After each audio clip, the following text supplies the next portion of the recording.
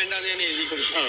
കാരണം എനിക്ക് പെട്ടെന്ന് ഈ ഒരു എന്താ പറയുന്നത്, ഒരു ഒരുപാട് കാറുകളുടെ അകമ്പടി, ഒരുപാട് വാഹനങ്ങളുടെ അകമ്പടിയിൽ ഞാൻ പോകുമ്പോ അതൊരു അശ്ലീലമായിട്ടാണ് എനിക്ക് തോന്നുന്നത്. എന്തോ ഒരു എനിക്കങ്ങനെ തോന്നിയിട്ടുണ്ട് വേറെ ആളിന് പോകും.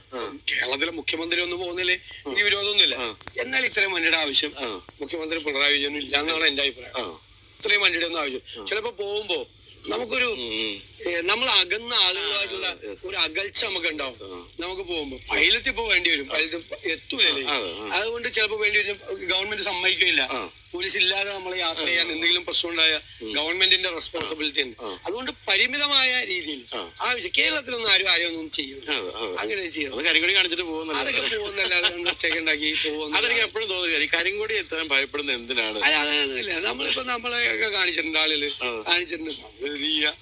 ഓരോ ഒരു പ്രതിഷേധമല്ലേ, ഒരു അത് വന്ന് ഭയങ്കരമായിട്ട് ഒരു വയലന്റ് മൂഡിലേക്ക് പോകരുന്ന് മാത്രമേ ഉള്ളൂ. ഒരു പ്രതിഷേധമല്ലേ, ഒരു സിമ്പൽ.